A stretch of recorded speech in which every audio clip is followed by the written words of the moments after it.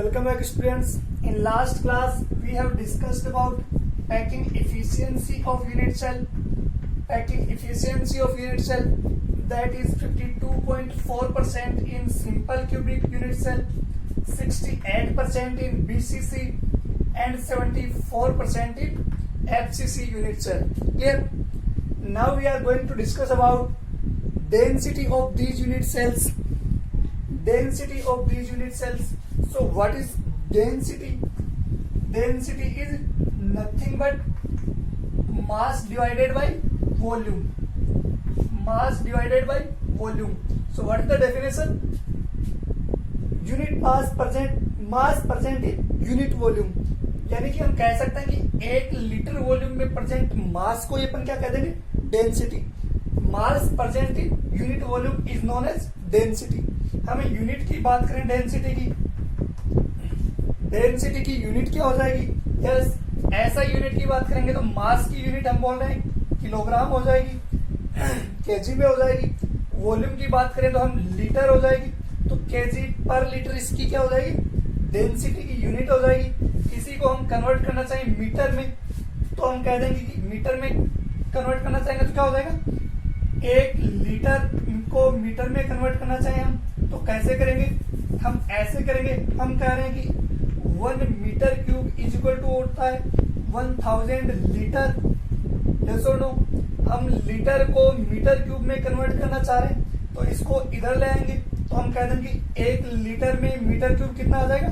10 to the power -3 metre cube हो जाएगा. होगा कि नहीं होगा? तो हम लीटर की जगह यहाँ पे केजी पर मीटर क्यूब में करना चाहें तो कितना हो जाएगा? केजी पर मीटर क्यूब में करना चाहेंगे तो ये हो जाएगा. यस और नोट? इसी को मीटर क्यूब को हम सेंटीमीटर क्यूब में भी कन्वर्ट कर सकते हैं. स्मॉल यूनिट में करेंगे तो सेंटीमीटर क्यूब में कर लेंगे. यस और नो? चलिए अब हम बात करेंगे इसकी डेंसिटी की, यानी कि हर एक यूनिट सेल की डेंसिटी की बात करेंगे. तो हर एक यूनिट सेल में कहाँ पे चेंज आता है ये देखेंगे. तो डेंसिटी लिखने के लिए हमें सबसे पहले क्या लिखना होगा? देखिए हमें क्या चाहिए? मास चाहिए. सबसे पहले मास डिवाइडेड बाय वॉल्यूम लिख रहे हैं हम, तो हम यूनिट सेल की डेंसिटी की बात कर रहे हैं. यूनिट सेल की डेंसिटी की बात कर रहे हैं, यानी टॉपिक क्या हो जाएगा आज का? Density of unit cells. Density of unit cell. तो सबसे पहले हमें मास चाहिएगा, यानी कि हम कह रहे हैं यूनिट सेल में जितने पार्टिकल्स होंगे उनका मास हमें कैलकुलेट करना पड़ेगा. उनका मास हमें चाहिए.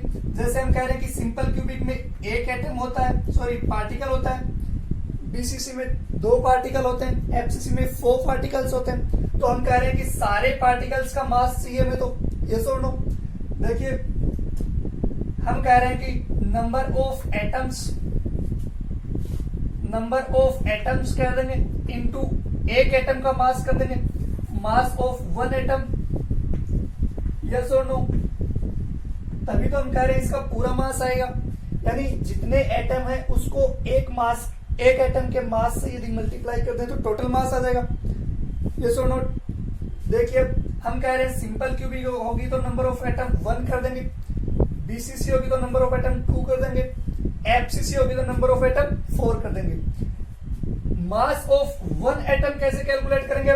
मास ऑफ 1 एटम, हम कह रहे हैं कि एक एटम का मास तो हम कैलकुलेट कर नहीं सकते. हमें जो किसी भी एलिमेंट के लिए जो दिया होता है वो अपने को मोलिकुलर मास ही दिया होता है या एटॉमिक मास दिया होता है. जैसे हम कह रहे हैं कि सोडियम है, इसका एटॉमिक मास हम कह रहे हैं कि 23 है. ऑक्सीजन है, इसका मोलिकुलर मास हम कह देंगे कितना हो जाएगा? 32 है. तो ये सब क्या होता है? मोलिकुलर या एटॉमिक मास होता है. यस और नो? ग्राम एटॉमिक मास भी कह सकते हैं हम. यस और नो? यानी कि हम कह रहे हैं कि ये 1 मोल का अपने पास क्या दिया है? मास दिया हुआ रहता है. हम कह रहे हैं हमें तो 1 एटम का चाहिए. तो देखिए 1 एटम का कैसे कैलकुलेट करेंगे? नंबर ऑफ एटम को हम फिर से यहां से जेड कह देते हैं. नंबर ऑफ एटम को जेड से रिप्रेजेंट कर देते हैं.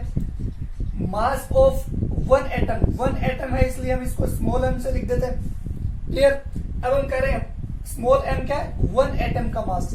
1 एटम का मास हमें डायरेक्टली पता नहीं रहता है, जैसे हम कह रहे हैं कि किसी भी एटम या मॉलिक्यूल दिया होता है, उसका एटॉमिक या मॉलिक्यूलर मास दिया होता है, जो कि 1 मोल का मास होता है।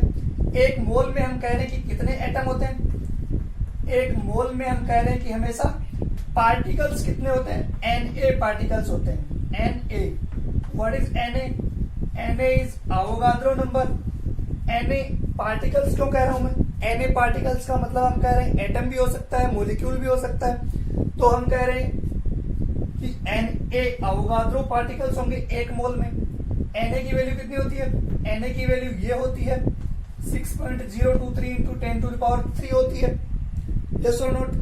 हम कह रहे हैं इतने पार्टिकल्स में, 1 मोल में इतने पार्टिकल्स होते हैं 6.023 इंटू 10⁻23। तो हम कह रहे हैं कि इतने एटम या पार्टिकल्स जो है उनका मास कितना होता है? उनका मास होता है मोलिकुलर या एटॉमिक मास। इसको हम कैपिटल M से रिप्रेजेंट कर देते हैं। ये कैपिटल M है, समझ में आया बात? यानी Na पार्टिकल्स का मास ऑफ Na पार्टिकल्स में इसलिए कह रहा हूं क्योंकि यहाँ पे एटम भी हो सकते हैं, आयन भी हो सकते हैं, मॉलिक्यूल भी हो सकते हैं। तो हम कह रहे हैं Na पार्टिकल्स यानी 6.023 इंटू 10⁻23 पार्टिकल्स का मास कितना होगा? Capital M। मोलिकुलर मास इसको इजीली हम कह सकते हैं। क्लियर? तो देखिए Na यानी कि 6.023 इंटू 23 पार्टिकल्स का मास अपने पास ये आ गया M, कैपिटल M। तो बताइए 1 पार्टिकल का मास कितना हो जाएगा? 1 पार्टिकल का मास कितना हो जाएगा? तो हम कह देंगे कि M डिवाइडेड बाई Na हो जाएगा। ये N कैपिटल A लिखा है, इसका मतलब एवोगाड्रो नंबर है, सोडियम नहीं है, ध्यान रखना। सोडियम ये होता है, सोडियम हम बोल रहे हैं कि ये होता है, ये सोडियम नहीं है। तो देखिए हम कह रहे हैं Na पार्टिकल्स का मास जो होता है वो कैपिटल M होता है। तो 1 पार्टिकल का मास कितना हो जाएगा? Capital M divided by Na। 1 particle का मास का मतलब हम कह रहे हैं कि स्मॉल m आ गया है अपने पास। 1 पार्टिकल का मास, हमने ये 1 पार्टिकल का मास ही तो लिखा है स्मॉल m, तो स्मॉल m की जगह अब मैं capital M divided by Na लिख सकता हूं क्या? यस और नो? तो चलिए हम capital M divided by Na लिख देते हैं। यहां तक क्लियर है? इधर मैं लिख देता हूं क्योंकि mass of Na particles is equal to capital M। इसको हम मोलिकुलर मास या एटॉमिक मास भी कह सकते हैं, ग्राम एटॉमिक मास भी कह सकते हैं। यानी 1 मोल पार्टिकल्स होते हैं उनका मास होता है, और 1 मोल में हम कह रहे हैं Na पार्टिकल्स होते हैं। क्लियर? तो हम कह रहे हैं कि मास ऑफ 1 एटम, 1 पार्टिकल कह देता हूं मैं, 1 पार्टिकल का कितना हो जाएगा? M डिवाइडेड बाई Na होगा कि नहीं होगा? ये हो जाएगा अपने पास स्मॉल m की वैल्यू आ गई है। क्लियर? तो हम कह रहे हैं अब यहां से हम डेंसिटी को रो से लिख देते हैं। चाहो तो d से लिख सकते हो, मैं स्मॉल d लिख देता हूं यहाँ पे डेंसिटी। तो चलिए अब डेंसिटी का अपने पास फॉर्मूला क्या निकल के आ गया? यस, मास अपॉन वॉल्यूम लिखना है अपने को। मास हमने कहा जितने पार्टिकल्स होंगे उनका इंटू 1 पार्टिकल का मास लिखना है। 1 पार्टिकल का मास हमने इससे कैलकुलेट किया है। तो बताइए टोटल ऊपर फॉर्मूले में हम लिख देंगे number of atoms into 1 particle का मास कितना हो जाएगा? Yes, capital M divided by Na हो जाएगा। ये होगा 1 पार्टिकल का मास, ये 1 पार्टिकल का mass into number of particles. तो अपने पास कुल मिला के यूनिट सेल का मास आ गया, डिवाइडेड बाई अपने को वॉल्यूम लिखना है। वॉल्यूम हमें पता ही है, क्यूबिक क्रिस्टल पढ़ रहे हैं, क्यूबिक क्रिस्टल की हर यूनिट सेल का वॉल्यूम हमने हर जगह A³ ही लिखा है। A³ यानी कि H की लेंथ होगी उसका क्यूब कर देंगे। यस और नो? तो ये अपने पास डेंसिटी का फॉर्मूला निकल के आ गया। डेंसिटी का फॉर्मूला अपने पास क्या निकल के आ गया? Z, yes, number of atoms into molecular mass divided by volume A³ into Na। Na is Avogadro number. Na is equal to 6.023 into 10⁻23 हो जाएगा। यस और नोट? चलिए अब हम बात करेंगे इसकी एक न्यूमेरिकल की बात कर लेते हैं। अभी तक हम बोल रहे हैं ये डेंसिटी का फॉर्मूला आ गया, इसकी हम अब न्यूमेरिकल बात करते हैं। इससे रिलेटेड एक न्यूमेरिकल नोट कर लेते हैं जो बोर्ड एग्जाम में न्यूमेरिकल जनरली पूछा जाता है। तो एक बार फॉर्मूले को नोटिस कर लीजिए, नोट कर लीजिए। फिर हम इसके न्यूमेरिकल की बात करते हैं।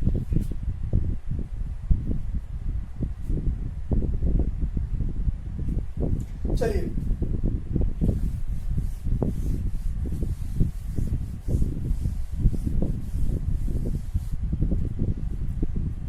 हम एक क्वेश्चन नोट करते हैं।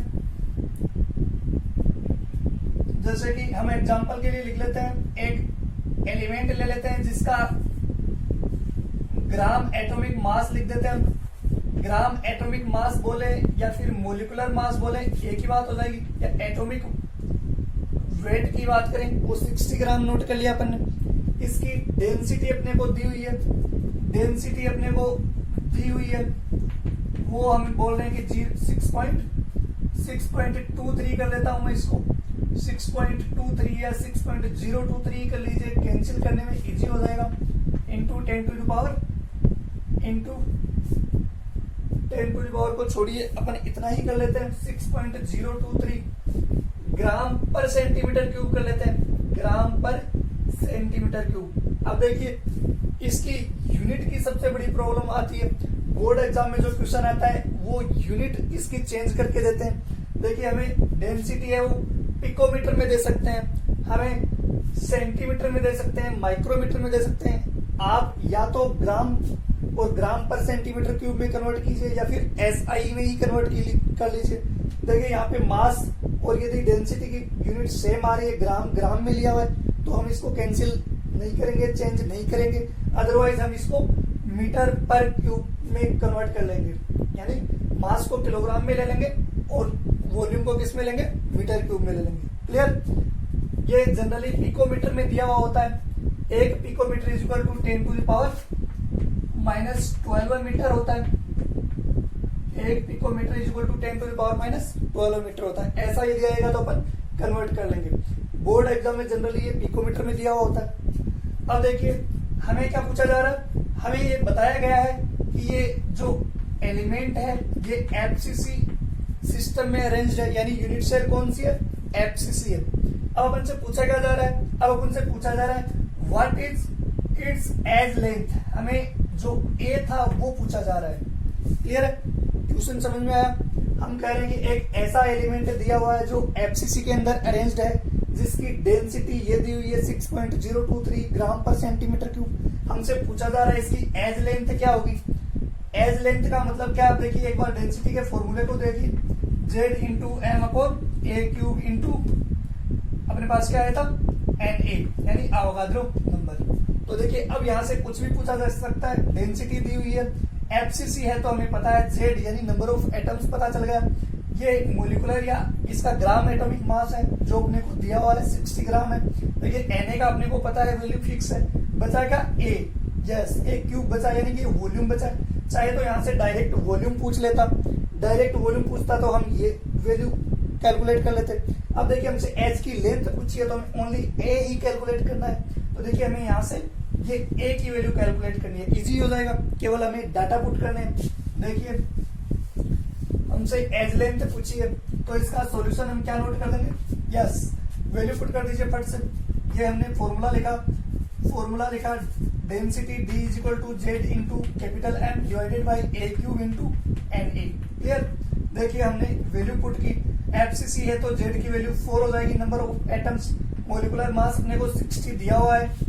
ए क्यूब हमसे पूछा गया है, तो देखिए मैं इसको ए क्यूब को इधर ले जाता हूँ, डेंसिटी को इधर लिख देता हूँ ताकि एक स्टेप अपनी बच जाएगी। एक स्टेप स्किप कर दिया हमने, तो डेंसिटी की वैल्यू हम यहाँ पे लिख देंगे, कितनी आ गई 6.023, यह आ गई अपने पास, इनटू Na की वैल्यू लिखनी है अपने को। Na की वैल्यू कितनी हो जाएगी 6.023 into 10 to the power 23। Yes और नोट? क्लियर? अब देखिए हम इसको कैंसिल आउट करेंगे तो ये अप्रोक्सीमेट कितना आ गया, ये 240। हम इस 10 टू द पावर 23 को ऊपर ले जाएंगे तो माइनस का 23 हो जाएगा, और ये अप्रोक्सीमेट इसको हम कैलकुलेट करेंगे तो कितना आ जाएगा, अप्रोक्सीमेट 37 आ जाएगा। ये 37 आ जाएगा। हम इसको 6.23 भी लिख सकते हैं ताकि डाटा कैलकुलेट करने में थोड़ा इजी हो जाए। क्लियर। हम इसको 6.23 करेंगे तो यहाँ पे वैल्यू अप्रोक्सीमेट 37.5 आ जाएगी। इस 37.5 से हम 240 को डिवाइड करेंगे तो अप्रोक्सीमेट कितना आ रहा है, 64 इंटू 6.4 इंटू 10⁻⁻23 आ रहा है। ये आ गया अपने पास ए क्यूब की वैल्यू। देखिए मैं इधर नोट कर रहा हूं, हमारे पास ए क्यूब इज इक्वल टू आ गया 64। हम इसको 64 लिख सकते हैं, 64 इंटू 10⁻⁻24 कर सकते हैं। देखिए 6.4 इंटू 10⁻⁻23 है। हम कह रहे हैं कि ऊपर नीचे दोनों साइड 10 से मल्टीप्लाई कर देंगे तो ये वैल्यू इतनी हो जाएगी। एक पावर हम बोल रहे हैं इसमें क्या कर देंगे, माइनस में बढ़ा देंगे तो ये 24 हो जाएगा। देखिए अपने पास ए क्यूब यानी वॉल्यूम पूछता तो वॉल्यूम तो अपने पास ये आ गया, यस और नोट, ए क्यूब वॉल्यूम ही है, बट हमें ए क्यूब नहीं पूछा, वॉल्यूम नहीं पूछा गया, हमें एज लेंथ ए पूछी गई है। तो edge length is equal to क्या आ जाएगी, हम इसका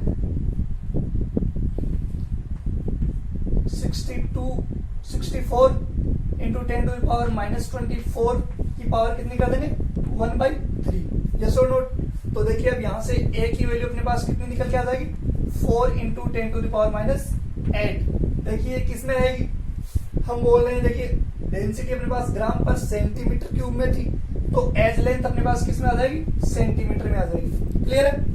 हम बोल रहे हैं बाकी इसमें कहीं दिक्कत नहीं आती, सिर्फ डेंसिटी की जो यूनिट है वो अपने को कन्वर्ट करनी होती है। तो यदि दोनों सेम में आ रहे हैं तो कन्वर्ट करने की जरूरत नहीं है, अदरवाइज हम इसको ऐसा यूनिट में कन्वर्ट कर लेंगे। ये एक एग्जांपल, इससे आप समझ सकते हो।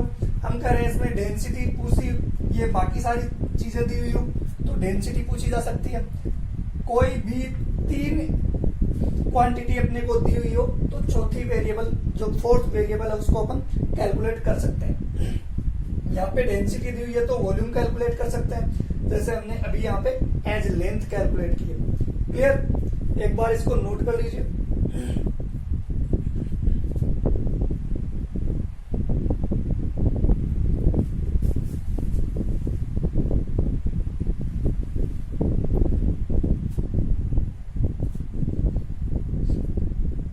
यस, चलिए डेंसिटी की सिंपल सी कैलकुलेशन के बाद में हम बात करने जा रहे हैं। डेंसिटी के बाद में हम देखिए हमने पैकिंग इफिशियंसी देख ली, डेंसिटी देख ली, तो अब देख लेते हैं पैक्ड होते कैसे, यानी पैकिंग अरेंजमेंट के बारे में देख लेते हैं। पैकिंग अरेंजमेंट देख लेते हैं, यानी ये जो पार्टिकल्स हैं ये डिफरेंट टाइप से डिफरेंट यूनिट सेल में अरेंज कैसे होते हैं। क्लियर। तो थ्योरेटिकल टॉपिक अपने पास ज्यादा इंपॉर्टेंट नहीं है, बोर्ड एग्जाम में जनरली नहीं पूछा जाता है, फिर भी हम बोल रहे हैं कि अपने को तो चैप्टर कंप्लीट करने के लिए इसको डिस्कस कर लेते हैं। देखिए पैकिंग अरेंजमेंट का मतलब है, हम कह रहे हैं जैसे क्यूबिक क्रिस्टल है, इसके अंदर जो पार्टिकल्स हैं वो कैसे अरेंज रहते हैं। हम कह रहे हैं हो सकता है सीधे ऐसे अरेंज हो सकता है कि एक के ऊपर एक अरेंज हो। तो इसको हम देखेंगे दोनों 2 डायमेंशनल और 3 डायमेंशनल तरीके से। देखिए पैकिंग अरेंजमेंट हम दोनों ही तरीके से देखेंगे, 2 डायमेंशनल एंड 3 डायमेंशनल, 2D में और 3D में। 3D में हम जनरली बॉल से समझाया जाता है, बट अभी अपन केवल बोर्ड पे ही समझेंगे। 2 डायमेंशनल हम इजीली समझ सकते हैं। तो चलिए पहले 2 डायमेंशनल की बात करते हैं, यानी 2D के अंदर ये कैसे अरेंज रहते हैं। क्लियर। तो 2D की बात करेंगे अपन। 2D के अंदर 2 डायमेंशनल में हम कैसे कि 2 तरह से अरेंज हो सकते हैं। कैसे कैसे अरेंज होंगे, हम बोल रहे हैं कि स्क्वायर क्लोज पैकिंग हो सकती है इनकी, या फिर हेक्सागोनल क्लोज पैकिंग हो सकती है। स्क्वायर क्लोज पैकिंग या फिर हेक्सागोनल क्लोज पैकिंग, कैसे इनकी बात कर लेते हैं अपन। फर्स्ट हम कह रहे हैं 2 डायमेंशनल के अंदर स्क्वायर क्लोज पैकिंग हो सकती है।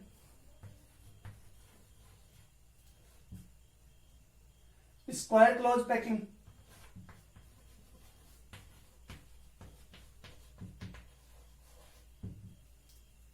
स्क्वायर क्लोज पैकिंग एससीपी बोल देंगे। सेकेंड हम कह रहे हैं कि हेक्सागोनल क्लोज पैकिंग हो सकती है।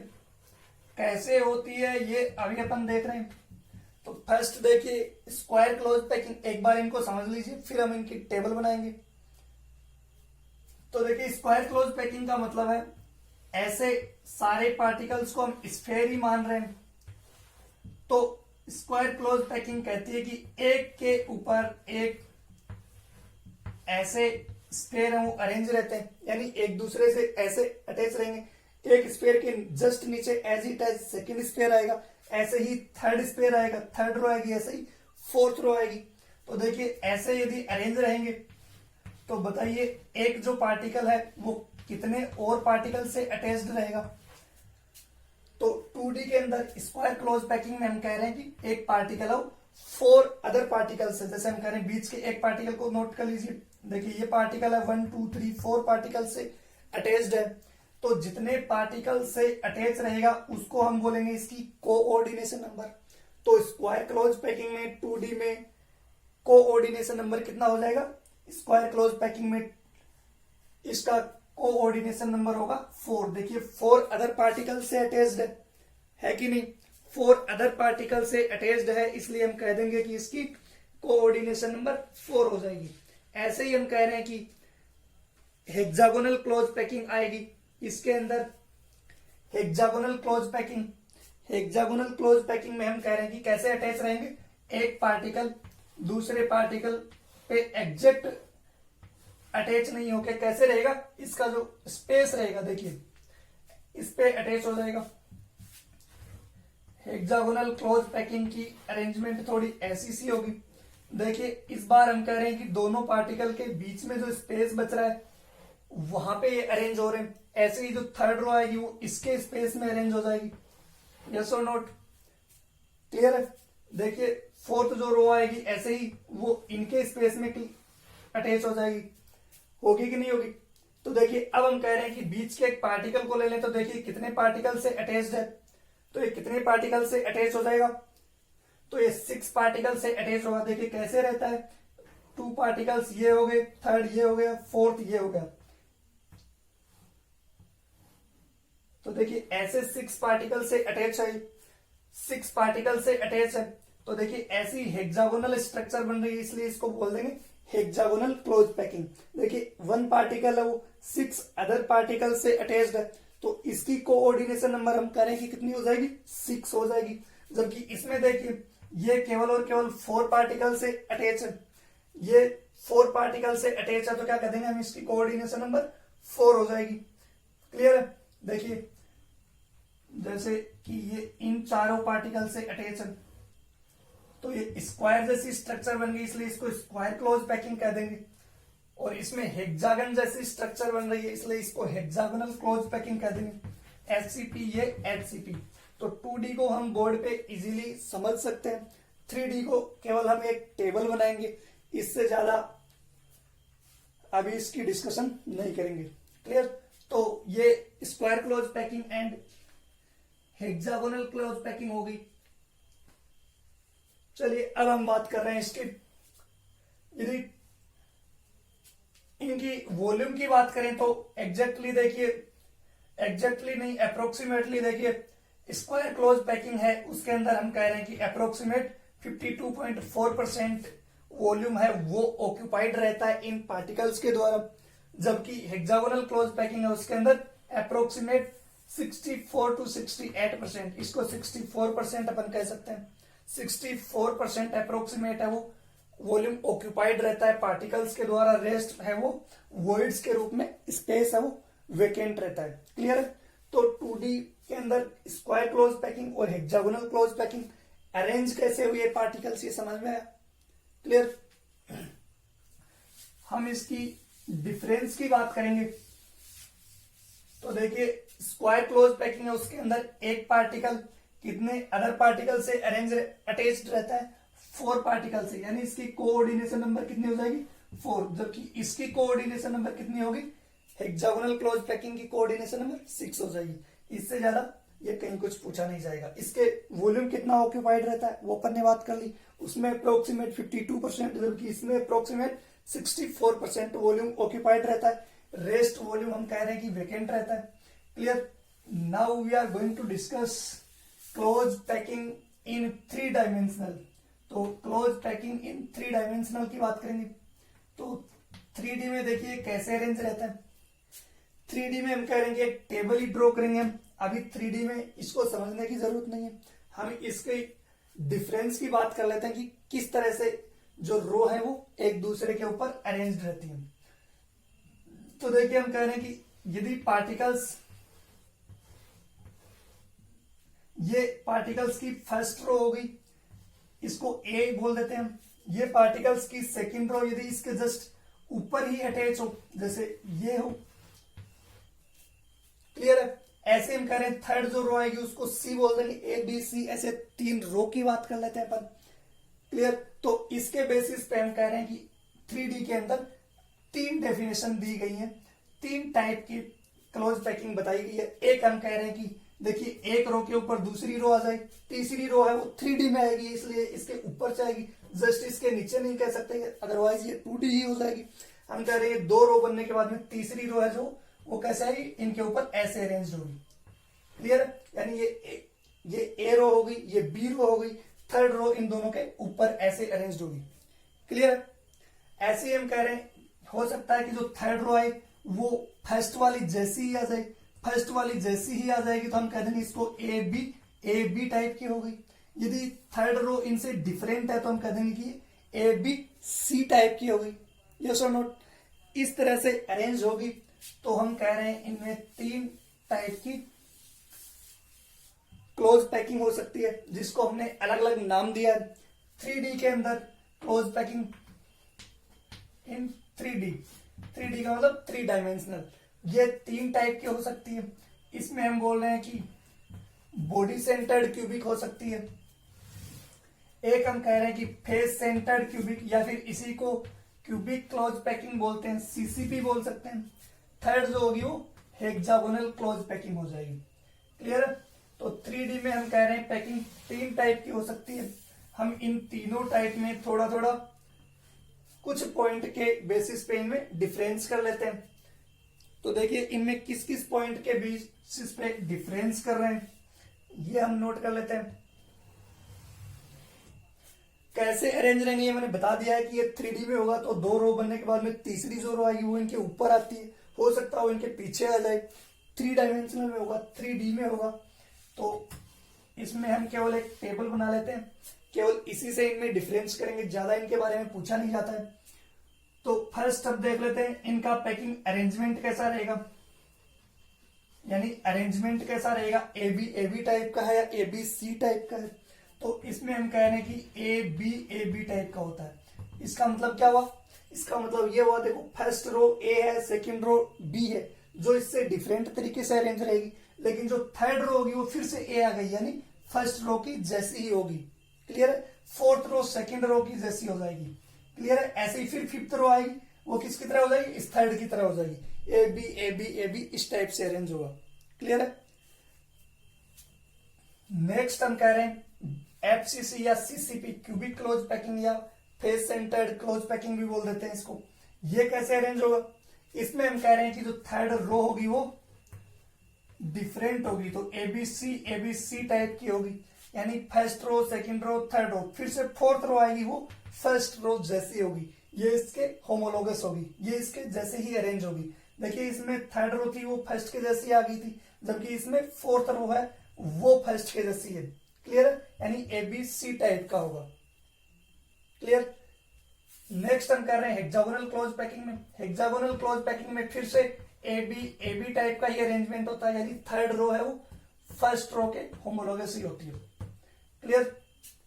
तो ये पैकिंग अरेंजमेंट हो गया। कैसे हुआ था अभी अपन ने डिस्कस किया था, यानी थर्ड रो है वो जो 2 फर्स्ट रो उनके ऊपर से आएगी, या फिर हो सकता है इनके बैकवर्ड साइड से आ जाए। क्लियर है। नेक्स्ट हम बात करें इनके कोऑर्डिनेशन नंबर की। नेक्स्ट बात कर रहे हैं कोऑर्डिनेशन नंबर की। कोऑर्डिनेशन नंबर पहले ही अपन बात कर चुके हैं, होता क्या है, कोऑर्डिनेशन नंबर का मतलब है कि एक एटम कितने अदर एटम से अटैच्ड रहता है। तो बीसीसी में 8 एटम से अटैच रहता है, जबकि इसमें 12 एटम से अटैच्ड रहते हैं। क्लियर है? तो हम कह रहे हैं 3D में केवल हम इस टेबल से ही 3 टाइप है, इनको डिस्कस करेंगे। जो कोऑर्डिनेशन नंबर है वो बीसीसी में 8 है, बाकी दोनों में सेम 12 है। क्लियर? हम बात करें नंबर ऑफ एटम्स की।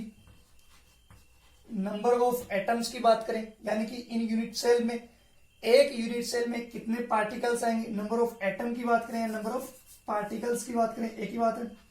Number of particles in one unit cell, in one unit cell, in one unit cell कितना हो जाएगा। नंबर ऑफ पार्टिकल्स देखिए वही रहेगा सेम, बीसीसी में 2 हो जाएगा, एचसीसी में 4 होता ही है, जबकि एचसीपी में हम कह रहे हैं कि 6 होगा। क्लियर है? ये नंबर ऑफ पार्टिकल्स हो जाएंगे। इसमें हम बात करें पैकिंग इफिशियंसी की, जो हमने कल ही पढ़ी है, लास्ट क्लास में हमने पढ़ी थी पैकिंग इफिशियंसी। पैकिंग इफिशियंसी की बात करें तो ये कितनी हो जाएगी। बीसीसी में अपन ने पढ़ी है 68% होती है, एफसीसी में अपन ने पढ़ी थी 74% होती है, एचसीपी में भी अपने पास कितनी हो जाएगी 74%। देखिए बहुत सारे टाइम पे, न्यूमेरिकल के टाइम पे या कई जगह हम कह देते हैं कि एफसीसी, सीसीपी या एचसीपी एक ही बात है। देखिए 3D के अंदर एचसीपी या सीसीपी एक बात नहीं है। 2D के अंदर 2 डायमेंशनल में हम कह सकते थे कि हेक्सागोनल या cubic close packing CCP, CCP या एचसीपी 2 डायमेंशनल में दोनों एक ही होती है कह सकते हैं। बट 3D में देखिए इनका अरेंजमेंट डिफरेंट है। यहाँ पे एबीसी टाइप का है, जबकि यहाँ पे एबी एबी टाइप का है। यानी यहाँ पे थर्ड रो है वो डिफरेंट होती है, जबकि यहाँ पे थर्ड रो है वो फर्स्ट रो के होमोलोगस ही होती है। क्लियर? तो 3 डायमेंशनल के अंदर सीसीपी या एचसीपी एक ही होता है, ऐसा यदि स्टेटमेंट बोले तो रॉन्ग होगा या राइट होगा? ये बिल्कुल रॉन्ग होगा। हम कह रहे हैं कि 3 डायमेंशनल में सीसीपी या एचसीपी सेम नहीं होता। क्लियर? 3 डायमेंशनल में हम बोल रहे हैं क्लोज पैकिंग है वो इस तरह से 3 सब टाइप्स में अपन इनको डिफ्रेंशिएट कर सकते हैं। क्लियर? एक बार इसको नोट कर लीजिए। इसके बाद में हम बात करेंगे जब ये क्लोज पैकिंग हो रही होती है, तब हम कह रहे हैं कि देखिए ये पैकिंग इफिशियंसी इतनी ही क्यों आई। इसका मतलब क्या हुआ कि टोटल वॉल्यूम का इतना वॉल्यूम जो है वो तो क्या है, पार्टिकल्स के द्वारा ऑक्यूपाइड है, इतना वॉल्यूम तो ऑक्यूपाइड है। रेस्ट वॉल्यूम क्या है, रेस्ट वॉल्यूम हम कह रहे हैं वेकेंट है। इसके अलावा जो बचा हुआ वॉल्यूम है वो वेकेंट है हर यूनिट सेल में। तो वेकेंट है वो किस तरह से वेकेंट है, यानी कि वो खाली रह जाएगा, जिसको हम कहेंगे वॉइड्स। तो अरेंजमेंट होते टाइम में किस तरह से स्पेस वेकेंट रह जाता है, किस तरह से वॉल्यूम वेकेंट रह जाता है, उसकी हम बात करेंगे। तो इस वॉल्यूम के जो वेकेंट रहा है उसको हम वॉइड्स कह देंगे, इसलिए हम आगे वॉइड्स की बात करेंगे। अपना नेक्स्ट जो टॉपिक होगा वो क्या होगा, वॉइड्स इन क्लोज पैकिंग।